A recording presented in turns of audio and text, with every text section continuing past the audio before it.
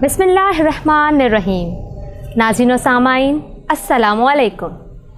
अल्लामाहुल बयान यानी इस साल के तकरीरी मुकाबले में मैं हूँ आपकी मेज़बान रमशा गुल। नाज़रीन, जेम्स टीवी की सजाई गई इस खूबसूरत सहर नशरियात मतलाइल फ़ज्र में आप सभी को खुश आमदीद। नाज़रीन इकराम, क्वार्टर फाइनल 5 यानी क्वार्टर फाइनल के आखिरी मुकाबले में जो शरीक मुकाबला यानी मुकर्रर मद्दे मुकाबिल हैं, मैं उनका तारुफ़ करवाती चलूँ। उनके नाम ये हैं: खदीजा रिजवान, महबूब अली, मोहम्मद राशिद, अनाबिया राशिद, मिसबाह अनीस। याद रखिए कि आप में से कोई 2 मुकर्रर हमारे अगले मरहले यानी सेमीफ़ाइनल के लिए क्वालिफ़ाई करेंगे। और अब मैं आपको बताती चलूँ मुकाबले के कवायद व ज़वाबित। नाज़रीन, मुंसिफ़ीन मुकर्ररीन को अंदाज़े बयां, तलफ़्फ़ुज़, लहजे और मजमूई तासुर के पैमानों पर परखेंगे। पार्टिसिपेंट्स, मैं आपको ये भी बताती चलूँ कि तकरीर का दौरानिया 4 से 5 मिनट है। मुकर्ररा वक्त तजावुज़ करने पर मुंसिफ़ीन आपके पॉइंट्स काट सकते हैं। नाज़रीन, आज के मुकाबले का बाकायदा आगाज़ करने से पहले मैं हमारे मोअज़्ज़िज़ मुंसिफ़ीन का तारुफ़ करवाती चलूँ। हमारे आज के मुकाबले में बतौर मुंसिफ़ हमारे साथ मौजूद हैं जनाब साइम जमाल साहब। आप शोबा तदरीस से वाबस्ता हैं, जबकि ज़माना तालिब इल्मी में कुल पाकिस्तान तकरीरी मुकाबले जीतने का एज़ाज़ भी रखते हैं। हमारे आज के दूसरे मुंसिफ़ हैदराबाद के नौजवान कारी, जो न सिर्फ किरत के शोबे में बल्कि तकरीर के शोबे में भी अपना एक मुकाम रखते हैं। हमारे आज के तीसरे मुंसिफ़ जनाब असदुल्ला वागो साहब। आप बहैसियत मौल्लिम फाउंडेशन पब्लिक स्कूल में फ़राइज़ मौल्लमी सरअंजाम दे रहे हैं। मैं आप तमाम मुंसिफ़ीन को खुशामदीद कहती हूँ। नाज़रीन, इसी के साथ ही तकरीरी सिलसिले का आगाज़ करते हुए मैं दावत कलाम देना चाहूँगी हमारे आज के पहले मुकर्रर महबूब अली को, जिनका तकरीर का मौजू है ईमान मुझे रोके है तो खींचे है मुझे कुफ्र। गालिब का ये बहुत ही मशहूर मिसरा है। जी महबूब। मेरी निगाहों के सामने एक ऐसा मंज़र है कि अंग्रेज़ों की आमद से पहले ये तहज़ीब दो नीम या 2 टुकड़ों में तकसीम हो गई। इस बात की गवाही दी गई कि अनफरादी और इज्तिमाई शख्सियत का एक ही मरकज़ था, इस्लाम। मगर सदर अली वक़ार मग़रिब के असरात की वजह से हमारी इनफरादी और इज्तिमाई शख्सियत 2 मराकिज़ में तकसीम हो गई। एक मरकज़ इस्लामी तहज़ीब, दूसरा मरकज़ मग़रिब या मग़रिबी तहज़ीब। मगर जहन में सवाल ये आता है कि मुसलमानों की अजीम अक्सरियत के बावजूद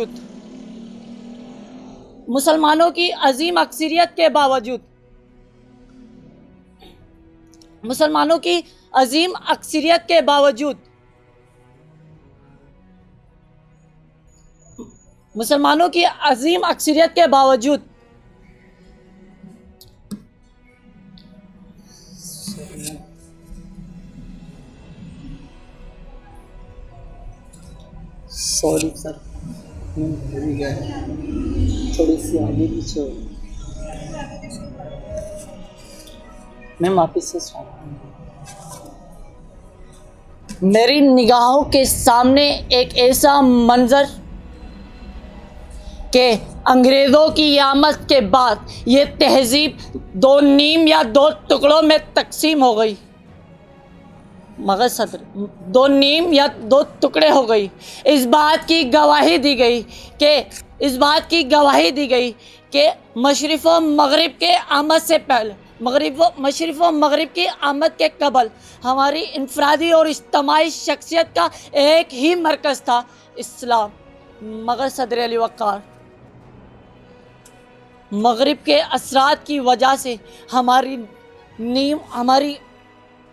مگر صدر علی وقار مغرب کے اثرات کی وجہ سے ہمارے اجتماعی دو مراکز میں تقسیم ہو گئی، ایک مرکز اسلامی تہذیب اور دوسرا مرکز مغرب یا مغربی تہذیب۔ مگر ذہن میں سوال یہ آتا ہے کہ مسلمانوں کی عظیم مگر غالب نے اپنے 2 مصروں میں پوری بات کہہ دی تھی کہ ایمان مجھے روکے ہے تو کھینچے ہے مجھے کفر، ایمان مجھے روکے ہے تو کھینچے ہے مجھے کفر۔ صدر علی وقار ایک جانب مسلمانوں نے سجدے ادا کیے تو دوسری جانب وہی لوگ بددیانتی کے ثبوت بنے رہے، ایک جانب ہم لوگ سڑکوں پر نعرہ تکبیر کے نعرے بلند کرتے رہے تو دوسری جانب مسجدوں میں صفیں خالی نظر آتی گئی، ایک جانب مزدوروں کے دن پر ہم چھٹی مناتے رہے تو دوسری جانب مزدور اپنی مزدوری کرتے نظر آئے، ایک جانب ہم مشرقی روایتوں کے تابعدار کہلاتے رہے تو دوسری جانب مغربی لباس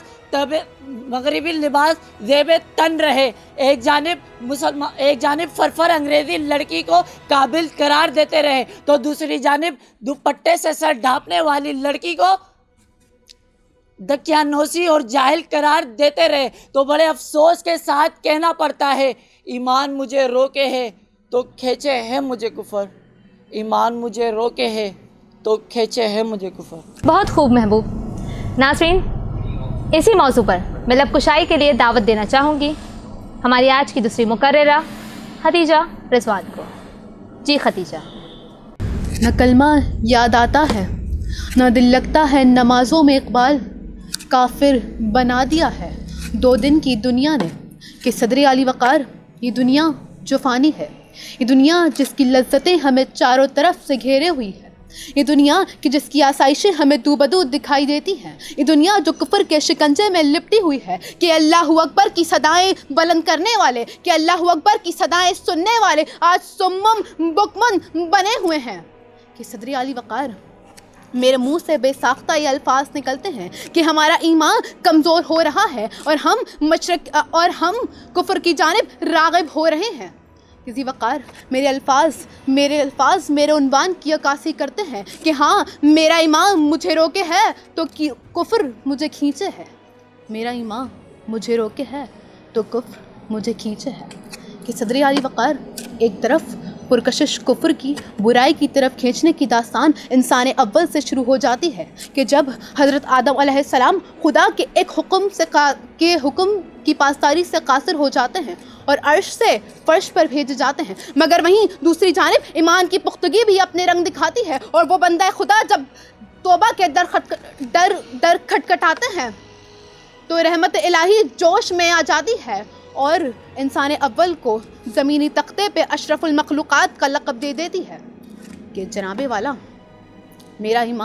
ہمارا ایمان تو ہمیں روکتا ہے مگر کفر ہمیں کھینچتا ہے۔ کسی وقار یہ کفر ہمیں تبھی کھینچتا ہے کہ جب انسان کی آنکھوں پر جہالت کی اندھی پٹی بندی ہو، کہ آج اہل ایمان کے کانوں میں حی علی الفلاح کی صدائیں گونجتی ہیں مگر وہ کامیابی کا رخ کرنے کی بجائے تھیٹرز اور کلبز کا رخ کر لیتے ہیں کہ جناب والا آج کے ہمارے نوجوان کافرانہ روایات سے متاثر ہیں کہ کہیں ننھی کلیوں کی آہیں سننے کو ملتی ہیں تو کہیں رقص و سرور کی محفلیں سجائی جاتی ہیں کہ جناب والا کہیں ہمارے جوان کافرانہ روایات سے متاثر ہیں تو کہیں امریکہ سے بھیک میں لی گئی مادر پدر آزاد مادہ پرست تعلیم اور تہذیب سے کہ جناب والا قرآن واضح طور پر کہتا ہے کہ اللہ کی رسی کو مضبوطی سے تھامے رکھو، مگر علی وقار ہم نے آج فرقوں میں تقسیم ہو کر اپنے ایمان کو مزید کمزور کر دیا ہے کہ جناب والا ہم نے اپنے ایمان کی حقیقت کو جہنم کے عذاب اور جنت کی لالچ میں ناپنے کی کوشش کی ہے، مگر علی وقار ہمیں تو کفر کے اس گہرے جال سے نکلنا ہے، ہمیں کفر کی ڈوروں کو توڑنا ہے کہ علی وقار ہمیں ضابطہ حیات قرآن پاک کی تعلیمات پر عمل پیرا ہونا ہے اور دنیا کو یہ بتانا ہے کہ ہم نشیں مسلم ہوں میں، توحید کا حامل ہوں میں، اس صداقت پر عزل سے شاہد عادل ہوں میں، اس صداقت پر عزل سے شاہد عادل ہوں میں۔ آپ سب کی سماعتوں کا بے حد شکریہ۔ بہت اچھے ناظرین، اب اگلے 3 مقررین جس موضوع پر لب کشائی کریں گے وہ موضوع ہے ہاتھوں سے تیرے دامنے افلاک نہ چھوٹے۔ علامہ محمد اقبال کا یہ بہت ہی مشہور مصرع ہے اور میں سب سے پہلے دعوت کلام دینا چاہوں گی مصباح انیس کو۔ جی مصباح۔ شروع کرتی ہوں اللہ کے نام سے جو بڑا مہربان نہایت رحم کرنے والا ہے۔ مانندے سحر صحن گلستان میں قدم رکھ، آئے تیپا گوہر شبنم تو نہ ٹوٹے، ہو کوہ بیاباں سے ہم آغوش والے کن، ہاتھوں سے تیرے دامن افلاک نہ چھوٹے، ہاتھوں سے تیرے دامن افلاک نہ چھوٹے۔ صدر علی وقار، یہ جہاں جو کہ ایک دن ختم ہونے والا ہے، ہماری زندگی پانی کے بلبلے کی طرح ہے جو کسی بھی وقت ختم ہو سکتی ہے، لہٰذا اسی جہاں میں رہ کر دوسری جہاں کی تیاری کرنی ہے۔ کتنے عظیم ہوتے ہیں وہ انسان جن کا مقصد زندگی صرف انسانیت کی خدمت، فلاح و بھلائی ہوتی ہے۔ کتنی عظیم ہوتی ہیں وہ مائیں جو ایسے سپوت پیدا کرتی ہیں، کیونکہ خدا کی رضا صرف عبادت سے نہیں بلکہ خدمت خلق سے بھی حاصل ہو سکتی ہے۔ صدر علی وقار، ہمارے وطن عزیز میں ایک ایسی مثال عبدالستار ایدھی صاحب کی تھی جن میں خدا نے خدمت خلق کا جذبہ کوٹ کوٹ کر بھر دیا تھا، جنہوں نے جوانی سے اپنی زندگی کو خدمت خلق کے نام وقف کر دیا تھا۔ اب چاہے وہ ایمبولینس سروس ہو، بے لوارث لاشوں کی تدفین ہو، بھوکوں کو کھانا کھلانا ہو، بے گھروں کو چھت میسر کرنا ہو، یا پھر کوڑے کرکٹ میں پڑے معصوم بچوں کو اپنے سینے سے لگانا ہو، یہ کام، ایسے عظیم کام صرف وہی انجام دے سکتے ہیں جن کے دلوں میں خوف خدا ہو، جن کے دلوں میں خوف خدا ہو۔ کتنی عجیب طرح انسان کی زندگانی دنیا کی زندگی کو سمجھا ہے جاویدانی، کیا دور بچپنے کا پیری ہو جوانی، پانی کا بلبلا ہے انسان کی زندگانی، پانی کا بلبلا ہے انسان کی زندگانی۔ صدر علی وقار، ان کے علاوہ بھی اور بھی بہت سی ایسی مثالیں ہیں جنہوں نے خدمت خلق میں اپنی جانوں کو قربان کر دیا۔ راشد مناز ہوں، ایم عالم ہوں، میجر عزیز بھٹی ہوں، یا پھر مریم مختار صاحبہ ہوں۔ ایم عالم جنہوں نے 1965 کی جنگ میں 1 منٹ میں دشمنوں کے 6 جہازوں کو مار گرایا، ملک و قوم کی حفاظت کی، یا وہ مریم مختار جو کہ پہلی پائلٹ فائٹر تھیں، طیارے کو آبادی میں گرنے سے روکا، ایک سنسان وادی میں جا گرایا، جامِ شہادت نوش کی جس سے آپ نے لوگوں کے مال و جان کی حفاظت کی۔ یا پھر وہ راشد مناز جس کی تیسری تنہا پرواز 1971 میں تھی، ان کا ساتھی انسٹرکٹر مطیع الرحمان زبردستی بیٹھ گیا، ملک کا غدار نکلا، طیارے کو بھارت کی حدود میں لے جانا چاہا، لیکن وہ راشد مناز اپنی زندگی کی پرواہ نہ کرتے ہوئے اس ملک و قوم کی خاطر اپنی جان کو بھی قربان کر دیا، طیارے کو بھارت کی حدود میں نہ جانے دیا اور زمین پہ گرا کے جامِ شہادت نوش کی، جسے دشمن ملک کو منہ کی کھانی پڑی۔ پرواز ہے دونوں کی اسی ایک فضا میں، پرواز ہے دونوں کی اسی ایک فضا میں، کرگس کا جہاں اور ہے شاہین کا جہاں اور۔ صدر علی وقار، ان کے علاوہ بھی ایک اور وطن عزیز کے ایک اور بہادر سپوت میجر عزیز بھٹی ہیں جن کی نگاہ ملک و قوم کی سلامتی پر تھی، جنہوں نے ہاتھوں سے دامن افلاک کو چھوٹنے نہ دیا۔ پھر آئی 6 دسمبر جب انہیں دشمنوں کی جارحیت کو روکنے کا حکم ملا، اپنی استینی اور مہارت صلاحیتوں کا مظاہرہ کرتے ہوئے دشمنوں کو آگے بڑھنے نہ دیا۔ جب باہر ملک نے پاکستان ملک پر بھاری گولہ باری کی تو آپ نے اپنے ساتھیوں کے ساتھ مل کر ڈٹ کر مقابلہ کیا، جس سے دشمن ملک کو ایک بھاری جانی مالی نقصان ہوا۔ اسی دوران ایک توپ کا گولہ آپ کے شانے پر آگے لگا، موقع پر آپ کی شہادت ہو گئی۔ اور ایک ایسی ہی مثال حکیم محمد سعید صاحب کی ہے جنہوں نے اپنی زندگی کو بھی خدمت خلق کے نام وقف کر دیا اور ایک ہمدرد دواخانہ جیسا عظیم ادارہ قائم کیا، اس عظیم ادارے سے ہونے والی تمام آمدنی کو ملک و قوم کے نام وقف کر دیا، اور پھر ہمدرد نونہال جیسا رسالہ جاری کیا جو آج ملک کے تمام نونہالوں کی تعلیمی اور ذہنی صلاحیتوں کو اجاگر کرنے میں ایک بہترین کردار ادا کر رہا ہے۔ حیات لے کر چلو تو کائنات لے کر چلو، حیات لے کر چلو کائنات لے کر چلو، چلو تو سارے زمانے کو ساتھ لے کر چلو۔ شکریہ۔ بہت خوب مصباح۔ ناظرین، اب میں دعوت کلام دینا چاہوں گی محمد راشد کو۔ جی راشد۔ جناب صدر، آج کا موضوع اپنے اندر سمندر کی وسعت نیے فرد واحد اور ملت اقوام عالم کو رزم و بزم دونوں دائروں میں دعوت فکر و عمل دے رہا ہے۔ جناب والا، حکیم الامت کے اس مصرے کو میں جب عین مجاز سے دیکھتا ہوں تو اقبال نوع بشر کو یہ پیغام دیتے دکھائی دیتے ہیں کہ تمہیں زندگی کے ہر شعبے میں افلاک کی بلندیوں کو چھونا ہے، ستاروں پر کمندیں ڈال کر ان سے آگے کے جہانوں تک پہنچنا ہے، اور ارشاد خداوندی سخر لکم ما فی السماوات والارض پر عمل پیرا ہو کر کائنات کے رموز سے پردہ اٹھانے کی کوشش کرنی ہے۔ جناب والا، مردان اولو العزم نے اس دعوت پر لبیک کہتے ہوئے پانی کی لہروں سے بجلی پیدا کر کے انہیں اپنا خدمت گزار بنایا، آسمان میں تگلی لگا کر محو پرواز ہوئے، چرخ نیلگوں کی وسعتوں میں راکٹ اڑا کر راز درون خانہ کی خبروں سے فائدہ اٹھایا، بیابانوں، کوثاروں کو خیابانوں اور گلزاروں میں تبدیل کر دیا۔ انسان اپنی اسی عظمت کو بارگاہ الہی میں پیش کرتے ہوئے کہتا ہے کہ تو شب آفریدی چراغ آفریدم، سفال آفریدی عیاغ آفریدم، بیابانو کوثارو زاغ آفریدی، خیابانو گلزارو باغ آفریدم۔ لیکن جناب صدر، جب میں اس نصیحت پر مزید غور کرتا ہوں تو ایک نیا پہلو مجھ پر آیا ہوتا ہے کہ اقبال نے تو دامن نہ چھوٹنے کی بات کی، اور یہ اسی وقت ممکن ہے کہ جب افلاک کا دامن آپ کے ہاتھ میں ہو۔ یعنی جناب والا، حکیم الامت نے اس مصرے میں امت مرحوم کے کفن سے گرد جھاڑ کر سسکیوں سے بھری داستان زوال کا نقشہ کھینچ دیا کہ کیوں کر اوج ثریا پر پہنچنے والوں کو آسمان نے زمین پر دے مارا۔ جی ہاں علی وقار، الکبیر کی آبشاریں، بغداد کی تباہی، کرتبہ و غرناطہ کے کھنڈرات اور مغلیہ سلطنت کی رسوائی اس پر گواہ ہے کہ جب فرد یا قوم منصب جلیلہ کی بلندیوں پر پہنچ کر سخت کوشی کے بجائے تن آسانی کو اپنا لے، حق کی جگہ مفاد اور مصلحت کو اپنا لے، تعلیمی اداروں کے بجائے محلات تعمیر کرے اور دولت کے انبار لگانے میں مصروف عمل ہو کر دنیا کی رنگینیوں میں کھو جائے، تو پھر یقیناً دامن افلاک ان کے ہاتھوں سے چھوٹ جایا کرتے ہیں۔ جناب والا، مانا کہ اس پیغام کو تقریباً صدی گزر گئی، مگر آج بھی یہ ہمارے لیے مشعل راہ ہے۔ میں اپنے موضوع کو سمیٹتے ہوئے صرف یہی عرض کرنا چاہوں گا کہ ہم اپنے مقصد تخلیق کو پہچانیں، سائنسی علوم میں دسترس ضرور حاصل کریں، مگر اپنے افکار کی دنیا میں بھی جھانکیں۔ ہم نے علمی تحقیق میں دنیا کی امامت کی تھی، ہمیں اسلاف سے سیکھنا ہوگا اور دنیا کے ساتھ چلنا ہوگا۔ ترقی کی منازل طے کرنا نہیں بلکہ اسے برقرار رکھنا ہمارا نصب العین ہوگا۔ سنیے، روح اقبال پھر ہم سے ہم کلام ہے کہ ہیں تیرے تصرف میں یہ بادل، یہ گھٹائیں، یہ گنبد افلاک، یہ خاموش فضائیں، یہ کوہ، یہ صحرا، یہ سمندر، یہ ہوائیں، تھیں پیش نظر کل تو فرشتوں کی ادائیں، آئینہ ایام میں آج اپنی ادا دیکھ۔ شکریہ۔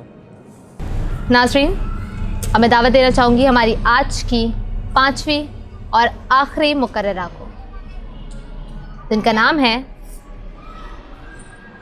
انابیہ راشد۔ جی انابیہ۔ صدر علی وقار، تصور کیجئے کہ وہ منظر جب سر زمین کرب و بلا میں سالار قافلہ کے سامنے 71 لاشیں موجود ہیں، فضائیں رونے میں مصروف ہیں، ہر طرف سناٹے کا عالم ہے۔ پھر چشم فلک وہ منظر دیکھتا ہے کہ حیدر کا لال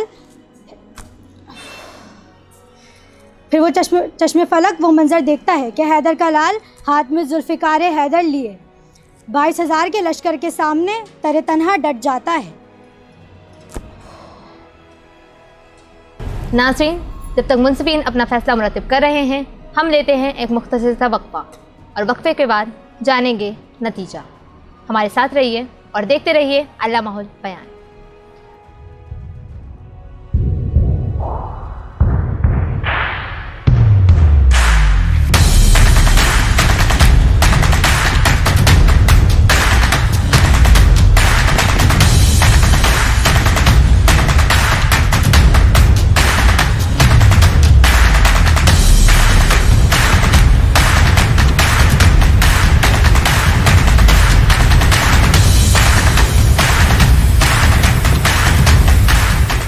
नाज़रीन, वक्फे के बाद हाजिर हैं।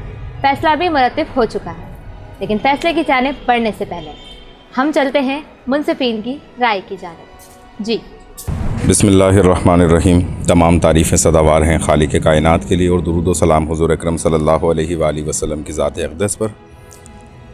अल्लामाहुल बयान जो कि एक सेगमेंट है मतलउल फ़ज्र का, और आज के इस तकरीरी मुकाबले में 5 तालिब इल्मों ने हिस्सा लिया। नहायत ही खूबसूरत अंदाज़ में 2 मौज़ूआत पर गुफ्तगू हुई, जिसमें ईमान मुझे रोके है और हाथों से तेरे दामने अफलाक न छूटे। तो जब दूसरे मौजू की तरफ आए तो एक बहुत जामे तकरीर हुई इसके ऊपर, और जो तलबा और तालिबात ने जिस अंदाज़ के अंदर इसमें तकरीर की, नहायत खूबसूरत अंदाज़ था और बहुत बेहतरीन नज़र आई। जो शुरुआत से लेके और अब जिस जानिब हम जा रहे हैं उसकी वजह यकीनन ये भी है कि अब क्वार्टर फाइनल से सेमी फ़ाइनल और अब फाइनल की तरफ जा रहे हैं, तो बहुत बेहतरीन नज़र आई है मुकर्रिरीन के अंदर। जो कुछ भूलना है या कोई छोटी मोटी एक आध गलती होती है वो इंसान की शख्सियत का ख़ासा होती है, इसमें कोई जो है इतनी ज़्यादा बड़ी बात नहीं है। तो एक जो है तकरीर वो मुझे ख़ुद भी नहायत पसंद आई। बस उसके अंदर जैसे छोटी मोटी कोई बच्ची अगर सरज़मीन को उन्होंने सर ज़मीन कह दिया, तो अब एक बच्चे ने जो है वो अल्लामा इकबाल का फ़ारसी के अंदर एक शेर पढ़ा था, जो यकीनन अलाव होता है जब आप उर्दू में तकरीर कर रहे होते हैं तो फ़ारसी ज़बान का अलाव होता है। तो उन्होंने वो आयाग को जो है ना ज़े पढ़ दिया था, गैन को ज़े, जब वो फ़ारसी का शेर पढ़ रहे थे। तो एक बिल्कुल माइनर सी एक गलती है, लेकिन उससे पूरे मतलब चेंज हो जाते हैं, क्योंकि आप हम ज़बान नहीं है उसके, तो अगर आप इस तरीके का कोई शेर इस्तेमाल करते हैं।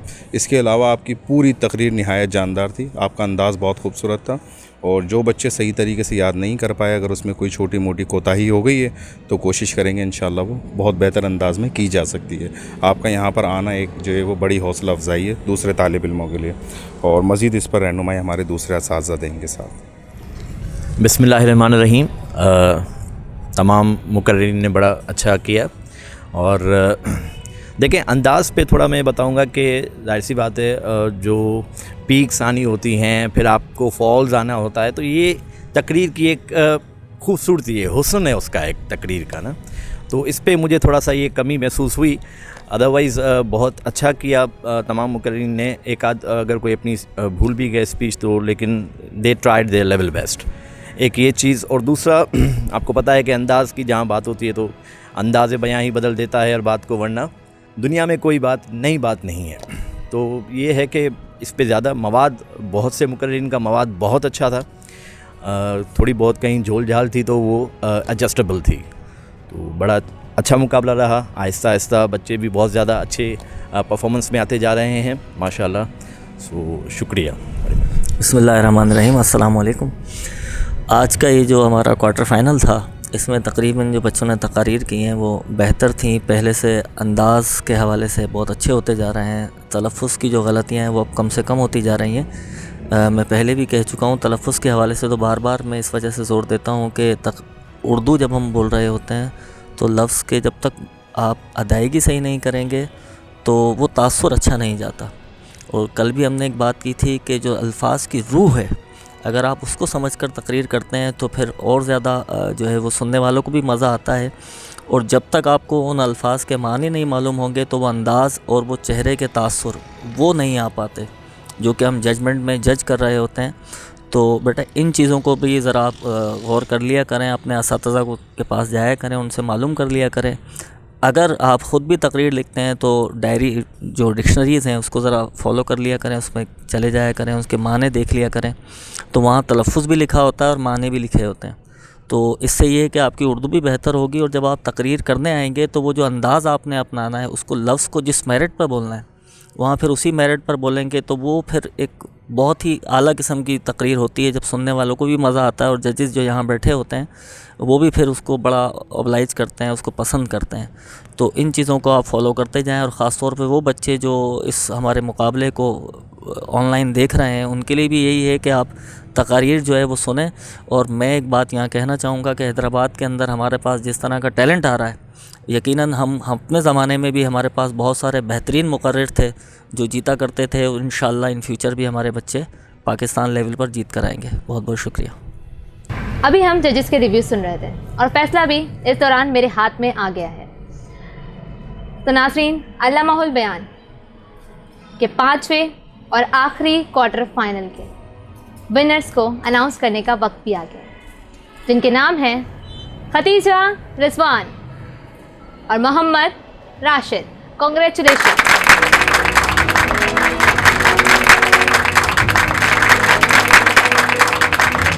اب آپ سے ملاقات ہوگی اگلے مرحلے یعنی سیمی فائنل میں۔